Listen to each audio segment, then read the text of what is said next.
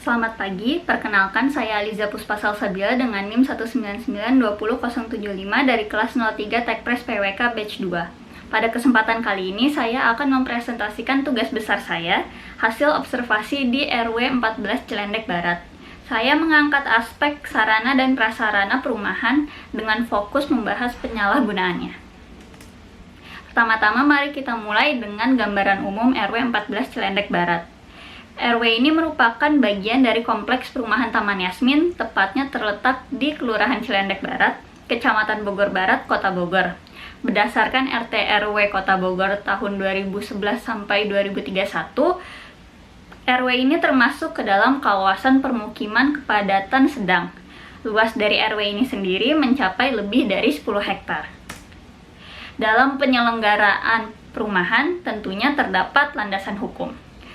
Berdasarkan pasal 32 ayat 1 Undang-Undang Republik Indonesia Nomor 1 Tahun 2011 tentang perumahan dan kawasan permukiman, pembangunan perumahan meliputi pembangunan sarana dan prasarananya. Sarana dan prasarana perumahan ini mencakup banyak hal seperti jalan, trotoar, ruang terbuka hijau, posko keamanan, dan rumah ibadah.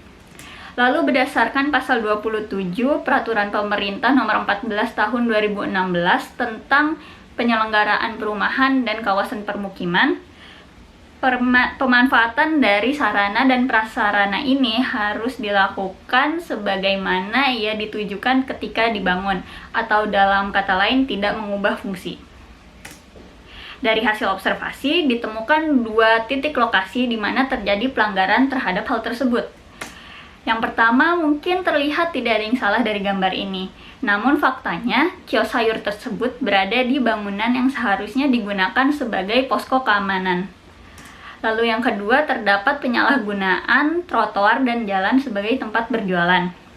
Karena kedua pelanggaran tersebut berkaitan dengan berjualan, maka tentunya ada pembelinya. Sehingga kita juga bisa menemukan kendaraan-kendaraan yang parkir di pinggir jalan ketika pembeli tersebut berbelanja. Pelanggaran-pelanggaran tersebut juga menimbulkan masalah lain seperti akses jalan yang terganggu karena kendaraan yang parkir mengambil setengah dari lebar jalan tersebut, dan juga kemacetan yang terjadi karena kendaraan yang keluar masuk untuk parkir. Selain itu, ditemukan pula sampah-sampah yang berserakan di sekitar area berjualan.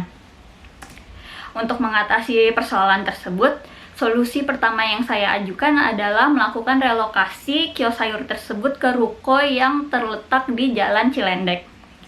Saya melihat terdapat 2 ruko kosong yang terletak tidak jauh dari lokasi kios sayur tersebut saat ini. Relokasi ini juga mungkin dapat meningkatkan penjualan dari kios sayur tersebut karena lokasinya yang lebih strategis, yaitu berada di pinggir jalan dan terletak di antara 3 kompleks perumahan. Lalu yang kedua adalah menindak segera para pelanggar pemanfaatan sarana dan prasarana perumahan tersebut. Karena apabila dibiarkan terlalu lama, hal tersebut akan dianggap sebagai sesuatu yang lazim dan perlahan mungkin menjadi masalah yang lebih besar dan menciptakan ketidaknyamanan bagi warga di sekitarnya. Lalu yang terakhir adalah penyediaan fasilitas untuk berjualan oleh developer dalam bentuk ruko maupun lapak PKL. Penyalahgunaan sarana dan prasarana perumahan mungkin terjadi di sekitar kita tanpa kita sadari. Oleh karena itu, peningkatan kesadaran disertai dengan penegasan hukum terhadap pelanggarannya perlu dilakukan.